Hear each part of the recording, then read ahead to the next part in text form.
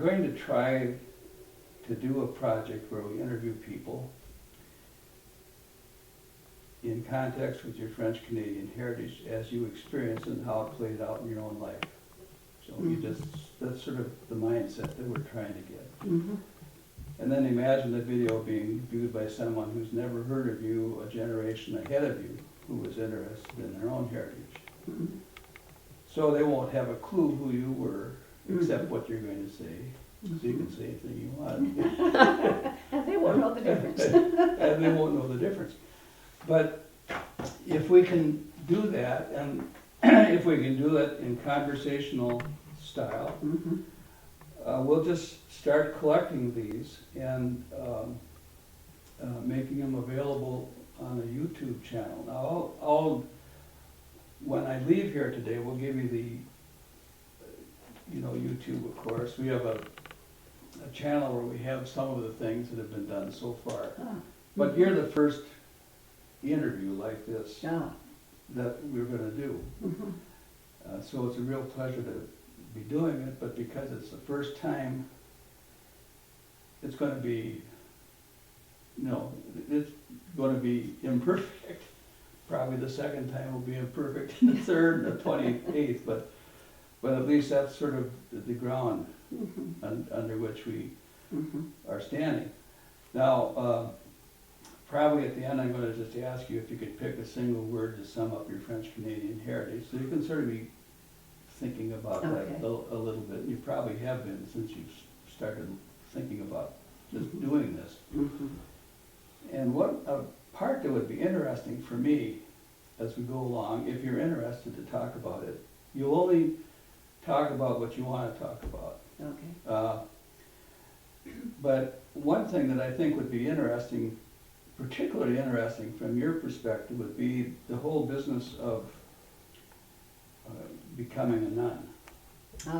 The process, because that was very common and is not so common anymore, but how that all happened for you. And it'll probably go quite easily just as we just talk. But that's one thing that I would be interested in knowing. And where you went to convent and your teaching career and so forth, and where the school was in Crookston. I've been to Crookston obviously quite often, but not as a matter of course. And the only school I remember that related to the nuns was just to the east of Crookston. I suppose the original one where you taught was in town. Yes. Yeah. So that was the provincial house you're thinking of, I bet. Well, whatever was along the and highway. it was a junior college too. Yeah, and the junior. Yeah. That's the only place I I went to remember. junior college. Yeah. So anyway, then I'll ask you at the start just to sort of just describe yourself, spell your name. If there was a French pronunciation to it, if you could give that, how you remember it, and then we'll go from there. Is there anything else you can think of? Well, I do want a little bit on the the nuns, because they were so much a part of that area and the French Canadian heritage that was up there. It still is up there, but was up there, and that stuff. Yeah. Sure. Argyle was our first. Doing things is going to be both of us.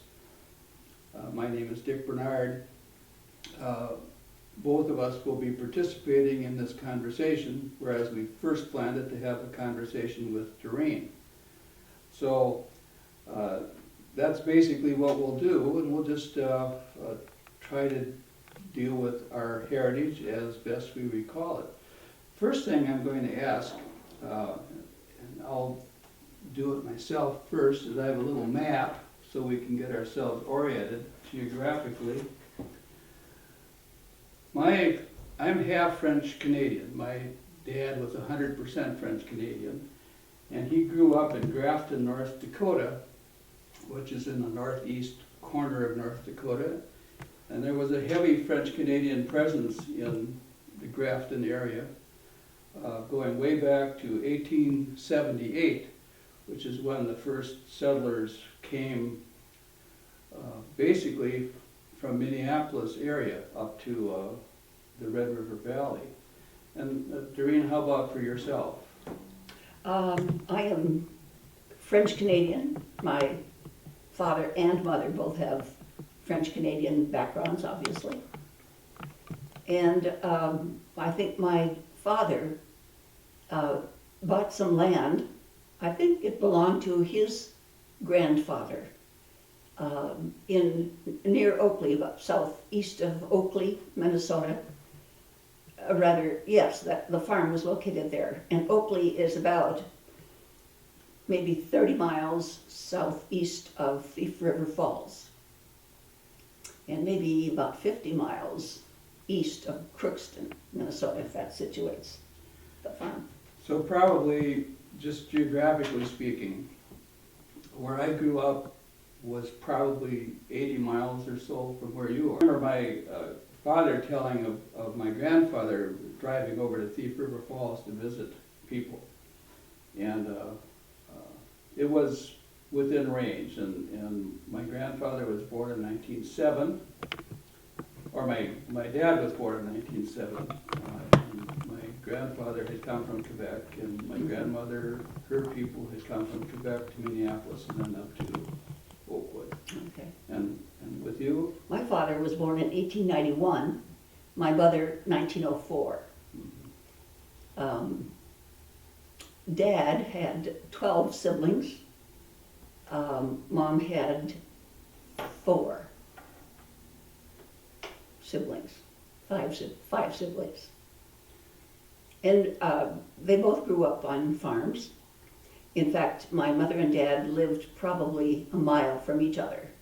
The story goes, and I'm not sure who told me that, because they lived so close, they knew each other pretty well. And so Dad proposed on their first date, and my mother said yes. I'm trying to remember with mine. My grandfather was born in 1872 in Quebec, and he was the youngest of 12 kids. And he came west with his brother, who was the miller in a flour mill in Grafton. And my grandfather became the chief engineer of the flour mill. But when he came to Oakwood, he was a carpenter. This was 1894, he came there, and as best as I can piece it together, I don't have any evidence of this at all, but he happened to be in that area at the time that a priest at the church in Oakwood, Sacred Heart, decided to build a college. And it was a rather ambitious thing to do in those years. And I'm willing to bet that my grandfather was involved in the carpentry work for that project, which was built on land donated by my grandmother's father. You know, it would be natural that they would get to know each other in that context. And Grandpa Bernard lived down the road a piece with the Gourde family, Gourde, at least that's how I pronounce the name. And they married in 1901 in Oakwood, which is where she was born and raised. Mm-hmm. And you have to meet somebody somewhere. That's the basic thought.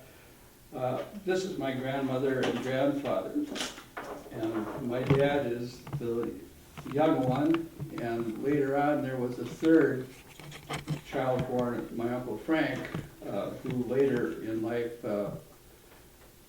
went down in the USS Arizona, Pearl Harbor, Hawaii, Oh. yeah, as a casualty. But at this time, this was 1908, and this is Henry Bernard is standing, and Josephine, I don't know, that's basically how I heard it pronounced, Josephine.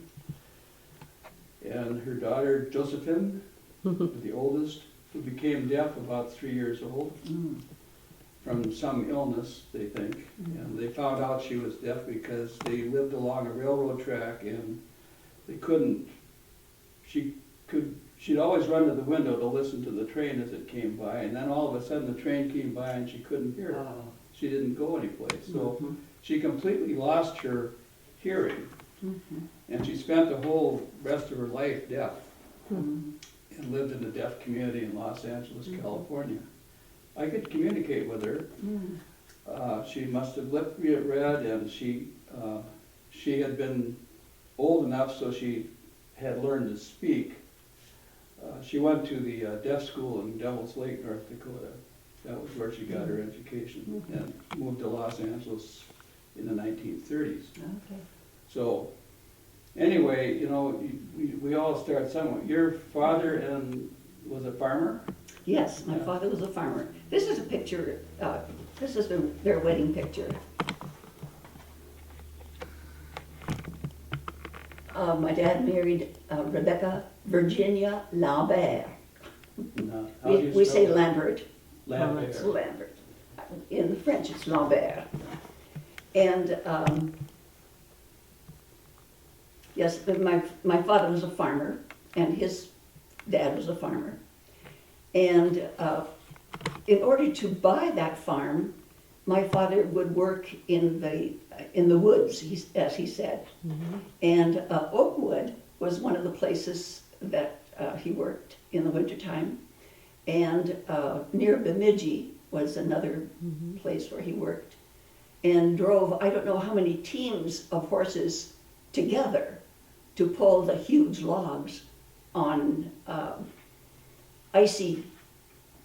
made icy roads.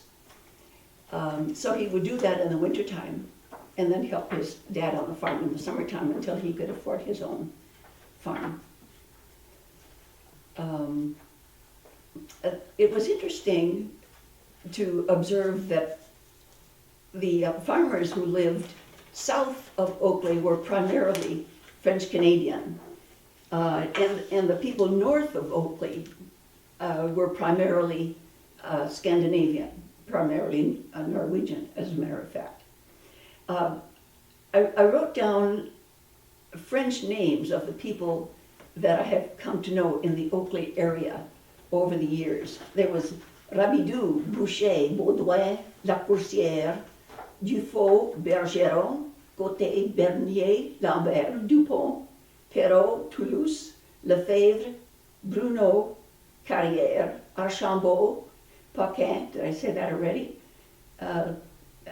Desailliers, Falardeau, Bachand, Riopel, Morissette. Those that's just a sampling of the French families. I think I can one-up you even, but not with the pronunciation, which is, I didn't grow up in a French community ever, you know. My dad was a school teacher, and we moved a lot to small towns in North Dakota. So I don't think I ever lived in a place that had a French-Canadian presence of any kind. It was mostly Norwegian and German. So anyway, now I'm going to try to pronounce these names, but I'm not even going to attempt to pronounce them in French. This was the first crop of people to Oakwood, and this is 1878-79. That was real primitive country then. Barnaby, Boivin, Bourchier, Boutin, Brunel, Charpentier, Charpenot, Colette, there were 7 Colettes, Desatel, Dejean, Donnelly, that doesn't sound French at all, but, you know, but the Irish were Catholic, and that was the common ground, as was true with the Polish as well.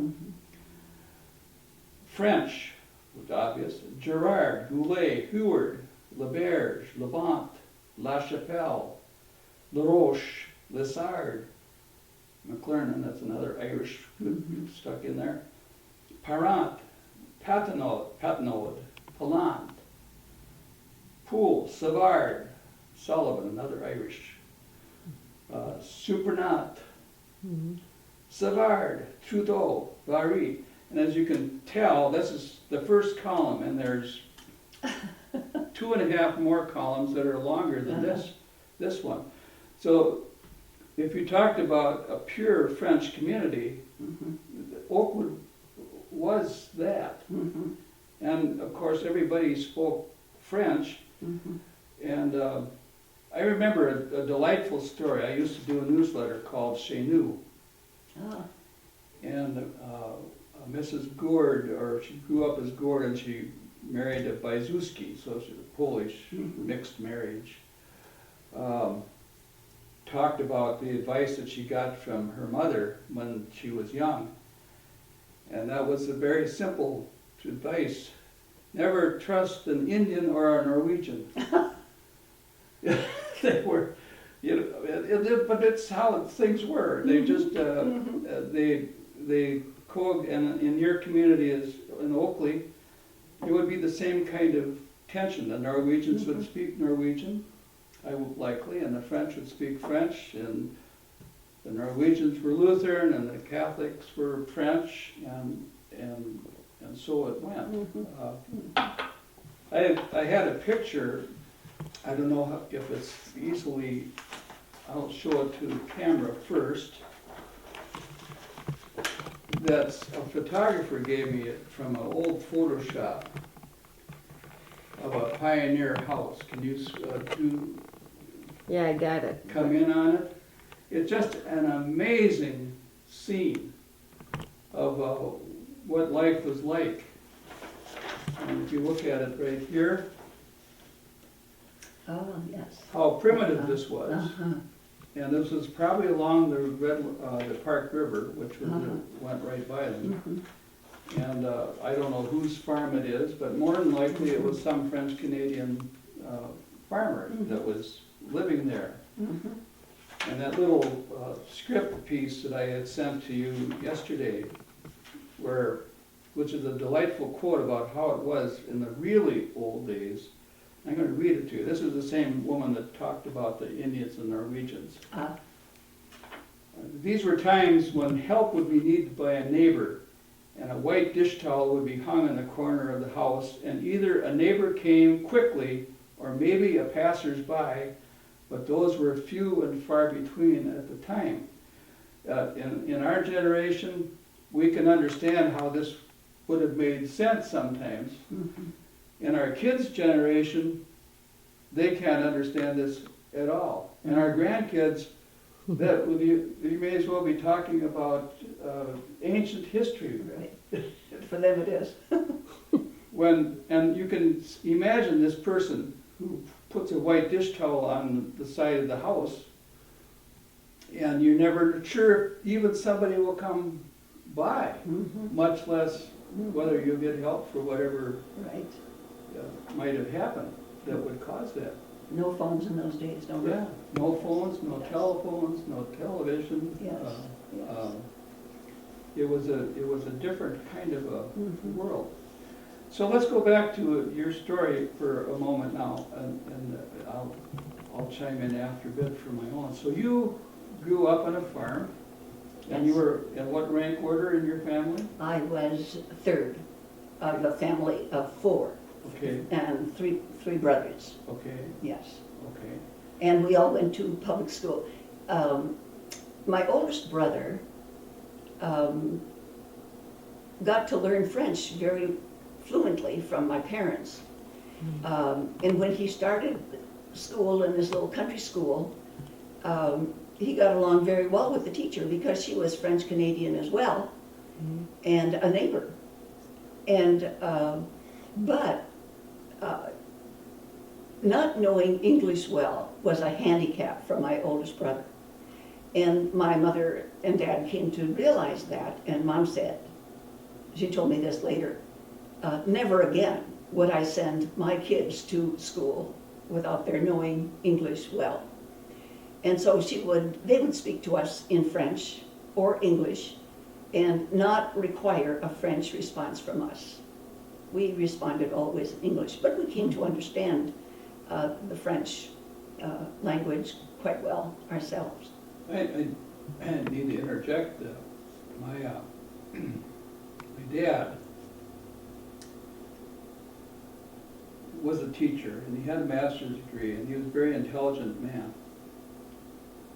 And we were at a reunion in 1994, I'll remember this as long as I live, and we were in Dubuque, Iowa, for the German reunion. And my mother had died by then, and he called us kids together in the hotel room for some meeting. And he was extremely serious. He was just very, very serious. And we couldn't understand, what in the world? Do we have a brother that we don't know about somewhere? Or was he in jail sometime? That was how serious it sounded. So then he told a story. He had lived with shame his whole life because he had been held back a grade, first grade, because he couldn't speak English. And then he just completely lost the French language. I don't think I ever heard him. He never lost the love for the language, but he never ever would speak something. And it was, even sitting here, I get emotional about this. It was such a traumatic event for him. And I'm guessing it was true for a lot of kids. And then as with your mother, the emphasis gets on assimilation. You speak English, you speak English, you speak English. I have relatives in Manitoba who are French speaking as their first language, and they do flow freely between French and English at home. But they also can get education in French still in some places in Manitoba, but not in the U.S. So it's a good story, and I think it affected more than just our own people, you know. Our own. So how about other things? I had given you a list of heritage things. Are there things that you came to mind as you were looking at that list that you'd like to talk about? Yeah, so I want to talk a little bit about the French priests who were pastors in Oakley, Minnesota, as I was growing up. The first priest I came to know was Father Keogh Patnode. You mentioned a Patnode in your list. And I think he was in Oakley a total of 30-some years, with an interruption, if you want to call it that, of pastoring in Thief River Falls, Minnesota. Of course, he spoke French very fluently, and English as well.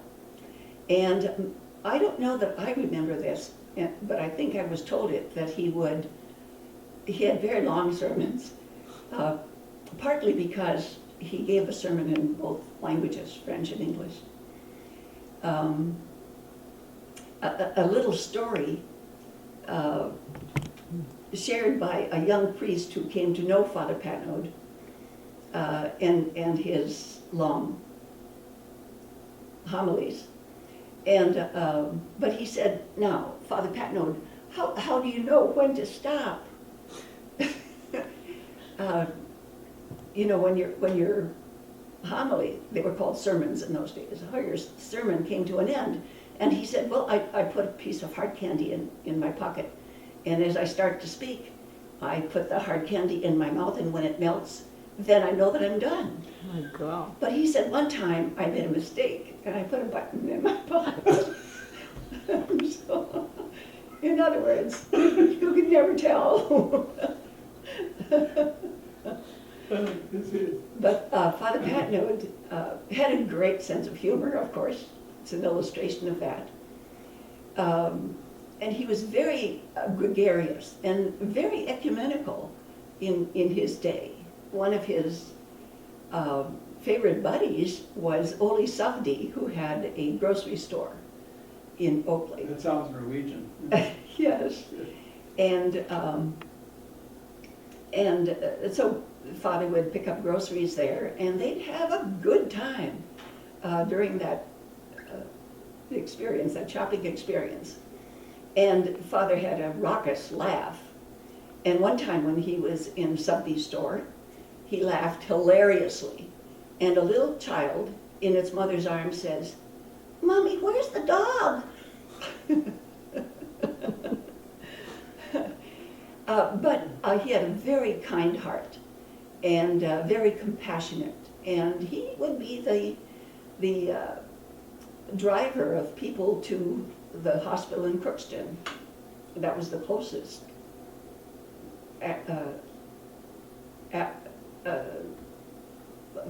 approach to healthcare in Crookston. As it affected me, he could sense, I think, that maybe religious life I was meant for religious life. The Sisters of St. Joseph had St. Joseph's Academy, started in 1903. No, it's 1905.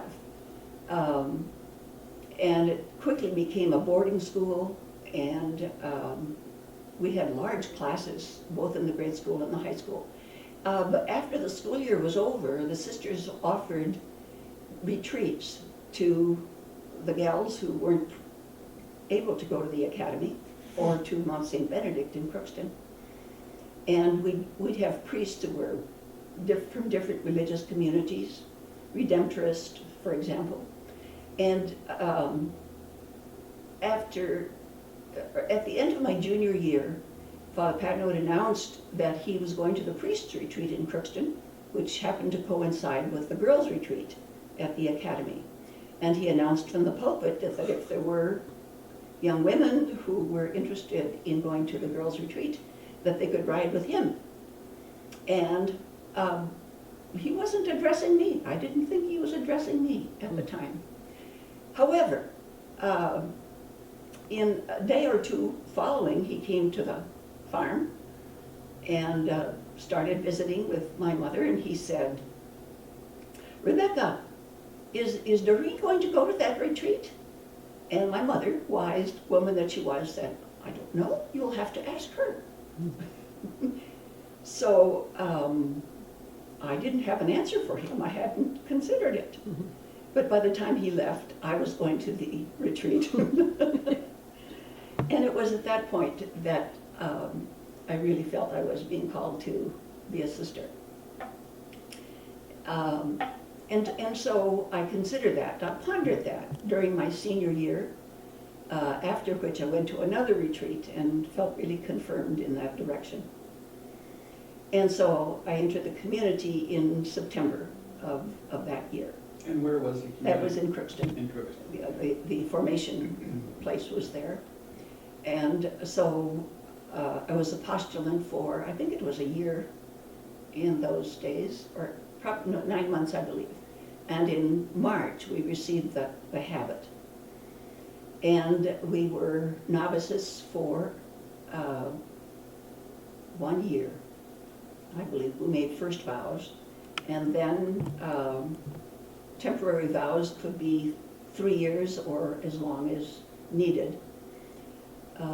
And then I went to the College of St. Catherine in St. Paul, and I majored in English and minored in Latin.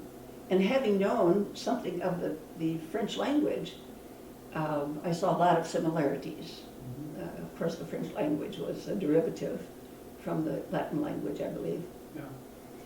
And excuse me for a Sure. second, did you begin after high school, or? Yes. Okay, so you In- first of all graduated from high school? Yes, And then you went into the correct. convent? Yes, right. Yeah. And just a little aside, I was able to take some electives at one point, and one elective I chose was French 1. And I knew I could take it only for 1 quarter, but I thought, oh, I'd love to do that. So I enrolled and had a wonderful teacher. And I was able to write to my mother a short letter in French. And she cherished that letter because it was written in French by her daughter. And so that was a great deal of fun. I don't think she kept the letter, at least I didn't see it when I went through her papers after she died. My dad wanted to be a priest.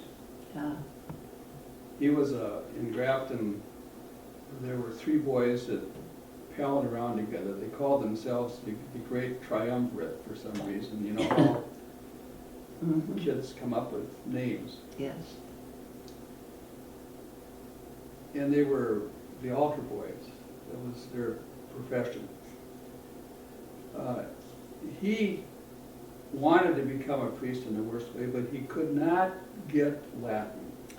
Latin stumped him, and that was a prerequisite for going anywhere. Right, If you're going to be a priest back then. yes. His best friend became a Monsignor and was a pastor in North Dakota for many, many years. And the other boy sort of dropped out because they were on hard times and he had to help out with at home. Sure. But the church for him, and I guess I would bet that this is probably more true with French Canadians than with a lot of other national groups.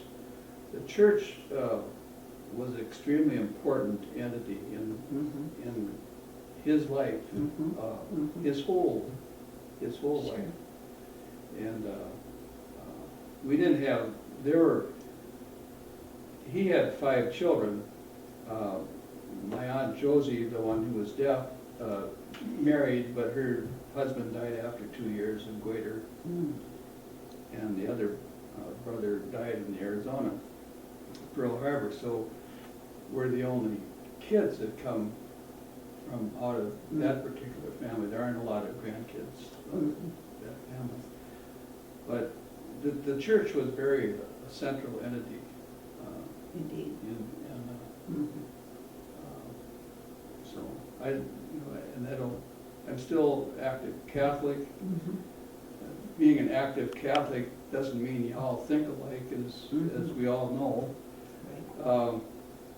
But for me, it's the Basilica of St. Mary, where I usher almost every weekend. Yeah, okay. And we all have our stories about the church. Yes, yes. And ourselves. How about at home? Were there any kind of Frenchy kind of traditions that you could remember? One thing that I remember, the first thing that came to my mind was my mother always making tourtière, Oh, yes. which was I think it was a meat pie, Meat pie, of some yeah. kind. And that was a Christmas tradition. I don't remember our Thanksgiving celebrations. But speaking of dedication to the faith, or living out the faith, my parents certainly did that. In fact, my dad had 3 sisters who became Sisters of St. Benedict in Duluth, Minnesota. They came home to visit only every 5 years, so I didn't get to know them very well. I came to know the Sisters of St. Joseph quite well because they always came to Oakley, St. Francis Xavier Parish, in the summertime for 2 weeks of catechism, full days, 2 weeks. And so I felt I was growing up with them, and I really got attached to them. And Father Patnode kept on my case and would invite me and others to go to the Academy in Crookston for their plays, or to Crookston for CYO gatherings. And so I was more drawn to Crookston than I was to Duluth. And so that was kind of a natural that I would enter that community. And the community that first established in Argyle in 1903. And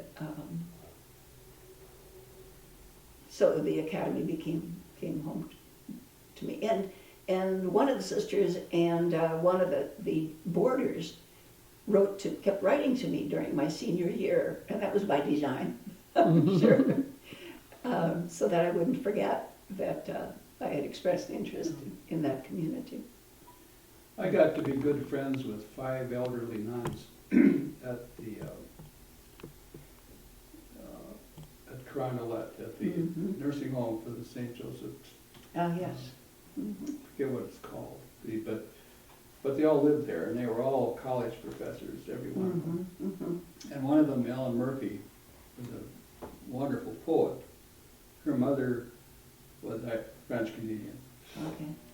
She told me one day about how it was to become a nun in some detail, and basically what it sounded to me like I have a son that just got out of, or a grandson that just got out of basic training in the Marines.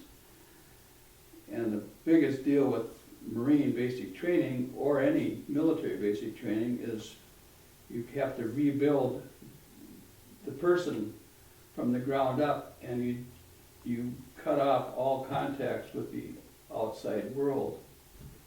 And these days, no cell phone, one letter perhaps. And the same thing I gathered was true when a person went into the convent, so that you weren't too much distracted by wanting to go home, and your community became Your family.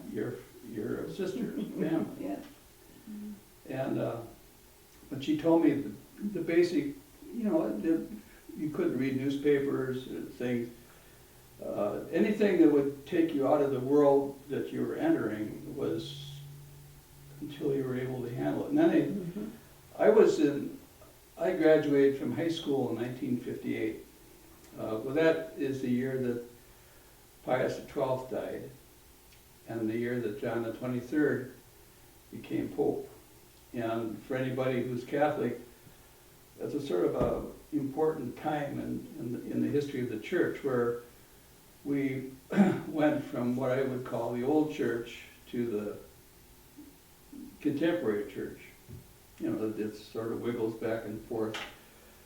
But in the good old days, they weren't so good in terms of relations with other denominations, or,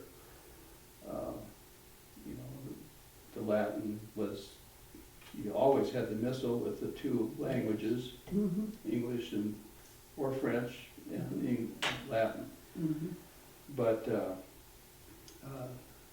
I was in college when all those dramatic changes started, when you would be able to take somebody down to see what the Catholic Church was like, and they would marvel at how he had his kneel, sit, stand, and the priest was always looking away, at the altar and so forth. But those were quite the days.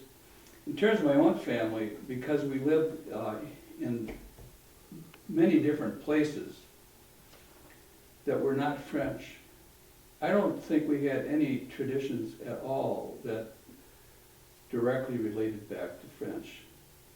But for sure, the tortilla was something my dad remembered extremely well. I did about a year ago, I did a thing for a program that we had based on writing that my dad had done. And he had written, for instance, about his mother making tortilla, which in their case, they lived in town, and they lived in Grafton. But they had a little barn behind, and every year Grandpa would get a pig, and they'd fatten the pig. And because he worked at the mill, they got all the stuff to make a pig really fat. And in the fall, they would butcher the pig. And it was all that goes on with butchering a pig. And Grandma would make all sorts of tortilla pies. And she would put them on the back porch where the sun wouldn't shine, and they'd stay frozen all winter. So when you wanted to have a tortilla, she'd go out and bring one and put it in the stove, and it was ready to go. Same thing was true with pea soup, which I took him once when he came down to visit me once in the cities to a French-Canadian thing. I had just been getting active in French-Canadian, and they had made a big cauldron full of yellow pea soup. And yellow pea soup is the pea soup. None of this green pea stuff. Yellow peas was what it was.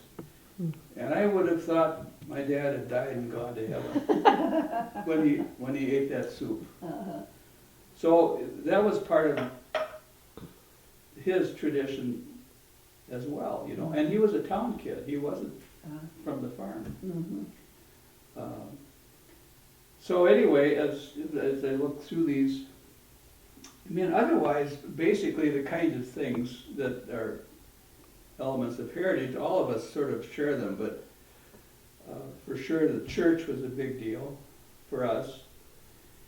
And if you were lucky enough, you would have some ethnic things with things like food, Mhm. things of that nature. Mhm. And I have, in terms of observances, he always would go to midnight mass. They would always go to midnight mass. Mhm. I don't recall ever that they had a meal after midnight mass, but that was a sort of a traditional thing, I think, Yes. within French Canadians. Mhm. And again, I used to be in Minneapolis as Our Lady of Lourdes, and I was a member of Our Lady of Lourdes for a couple of years, in 80, 81 or so, and they were still doing the after midnight mass, big deal Oh. meal. I think they even had a name for it, and I don't recall what it was, but it was a feast. Mhm. But you had, the dues you had to pay was to go to midnight, had to go to midnight mass, which meant you had to be up after midnight. But they would go, regardless of the weather, they would go. That was, Mhm. the holy day of holy days as far as they were concerned. Mhm. Then there's the other French Canadian holidays, the New Year's, I think, was a big deal too. But again, we'd never lived in a community where that kind of thing was observed. I just want to insert here that my father told me that he was an altar server when he was a kid. And the parish priest at that time was Père Roy, Father Roy. Oh, And I remember his telling us that in French, Mhm. that he was a server. Another of the French-Canadian background pastors that we had was Father Paul Cardin. He had a priest brother as well, who Yeah. became a Monsignor. Yeah. I did not come to know him very well, but I think he was pastor at St. Francis Xavier Parish starting in 1952, maybe 51. So I didn't get to know him that well. Oh, also, we went to a public school, as I said, and on Wednesdays we had what was called release time. So I think it was, for the most part, from 11 until noon. We were able to go to the parish church, or the sacristy, actually. And we had a catechism in those days, and we were expected to become very familiar with the catechism. And Father Patnode, or Father Paul Carton, would teach us during that 1 hour. And the public school released us.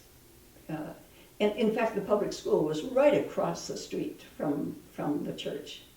And so Father Patnode let it be known that he was aware of what was going on in the public school. And he didn't like it when the girls who wore skirts did somersaults and that kind of thing. So, well, cheerleaders, you mean? yeah, Yeah. or Or just, Fayed or whatever. Cartwheels in the Yeah. schoolyard. Cartwheels. That's right, Yeah. cartwheels, yes. A funny thing about Father Patnode, I told you he had a good sense of humor. The boys would be sitting in the front row during these catechism classes, deliberately, by design. And one time, one of the boys yawned in class, and Father Patnode leaned over and pretended that he could see inside the mouth of this child and said, "Oh, you had scrambled eggs for breakfast." Oh, God. And of course, everybody roared. yeah. It was so central, and it doesn't, I guess it doesn't surprise me that quite a bit of the time that we're talking here floats back to the church. Mhm. And I'm guessing that a Norwegian Lutheran could have the same kind of stories about their own denomination, or other denominations as well. It was sort of a community center, and it was a place where things happened, Mhm. so. Mhm. Are there any other things that you can think of? Otherwise, I'm gonna ask you that last question I was gonna ask you. Okay, I had a little outline for myself too. Did you know where they came from in Quebec? That your Um, early ancestors? You know, I do have some literature here. My grandfather, George, whose name was George also, with his parents, Françoise Charest and Valerie Beryl Charest, came from the Quebec province in Canada to Lambert Township. He homesteaded the farm that is still in the family. Mm-hmm. That's my grandpa George, Okay. and so my dad was George Jr. Mm-hmm. And my dad had a son, Theophile. That's a good French name. Theophile and Walter. They farmed the original farm on which my dad was born. Mm-hmm. And Grandpa had a brother, Fred, who bought a farm nearby. He had two other brothers, Napoleon, who was a farmer, and Camille, who was a blacksmith. Then they settled in the Minneapolis area. Mm-hmm. Is this what you were asking me? Well, yeah, did you know where they came from? Yes, okay. Yeah, they're explaining that. And there was another Jeus, Jeus. I had never heard that name before. But I remembered Dad pronouncing it Jeus. Remained in Canada near Montreal. Mm-hmm.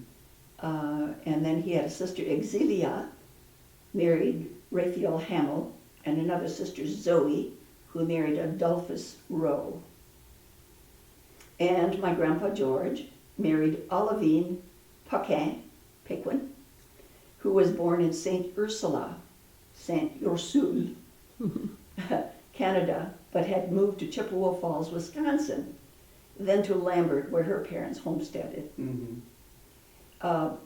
My grandpa George was treasurer of the school board of District 9 for approximately 50 years.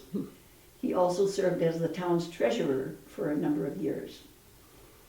So that little bit of background. Mm-hmm. Yeah. So I asked you before we started, we can float back into this if other things come to mind, but Okay. I was thinking about this, and talking about your Frenchness specifically. If you had to pick a single word to sum up your French-Canadian heritage as manifested in your own life, what do you think it would be? And if you can't do it in a word, in a phrase, what would make you French-Canadian from your background growing up? I would say faith-filled and industrious. Okay. They were hard-working people. They had to be, to work the land and raise crops and feed animals and themselves. And we talked, I think, at some length about their faith and the seriousness with which they took their faith. We always prayed the rosary on our knees after supper. Oh, absolutely. And we could not go out and play ball with the neighbors until we had prayed the rosary on our knees. We had the same exact rule. Yeah, It was no option, yes. no getting out of it. I like your faith-filled. You know, as irritated as I get at the church, and I get very irritated at the church, I'll always be Catholic. You know, and again, then you get the definition of your cafeteria, or what are you, you know. Right. But I'm Catholic, and a lot of it comes out of my parents, both of them, but my dad in particular. But the word that I had picked for myself, sometimes it's albatross for me. is the word responsible. Mm. I take that so seriously. Mm.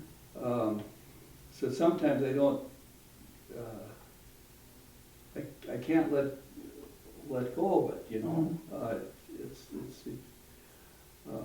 and you understand what I'm saying about it, you know, Sometimes you become too serious. you become too serious about this or that, and, but that's the word that I would have picked for myself if I was going to do that. I want to illustrate faith-filled too. In my parents' bedroom, just above the headboard was a framed picture of Jesus. And the wording was, Christ is the head of this house. And we couldn't miss it. Every time we went to our parents' bedroom, we saw that. Yeah. Christ is the head of this Yeah. house. Well, I don't have anything else. I think this has been a good start, and if you have other comments, you want to go through some things? I think,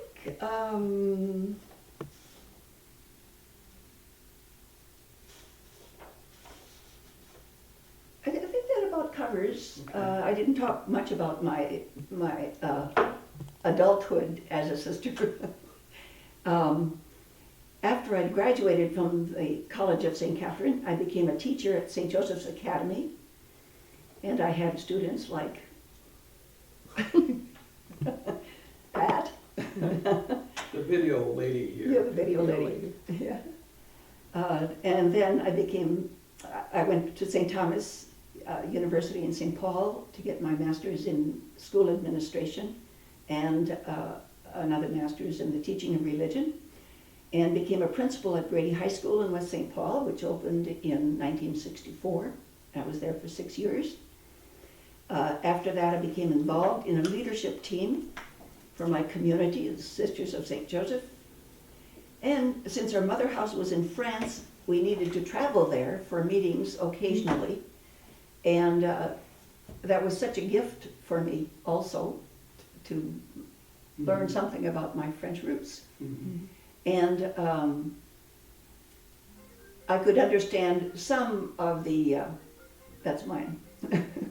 I could understand some of the French, but I was so delighted to have as the official translator for us during that gathering, Sister Ephraim Sauvé. Oh, She knew French very well. yes, she taught French. And so I was by her side a lot during those meetings. And Sister Blondine Kezieux, do you remember her? She was also a translator.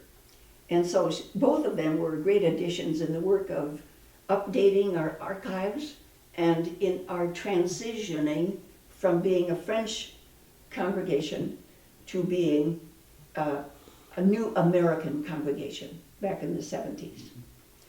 So, and we had what was called a chapter there with representatives from the French communities and from the American communities. And so we did a prayerful discernment about forming a new American congregation, because there were plenty of differences and so much to do in the American scene, and they with the French ministries as well. I wanted to show you one prop that I brought along. This, my grandfather made this. Oh, okay. He made, I think he made several of them. They're in the whiskey bottles. Yes, like a ship like a Yeah, ship in yeah, he would bottles. make, this is a crucifix in a bottle. And there's others of them around.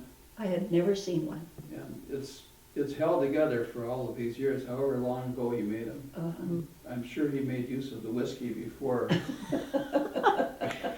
You wouldn't dump it out. But as I said at the beginning, he was a carpenter. And these were in the old days when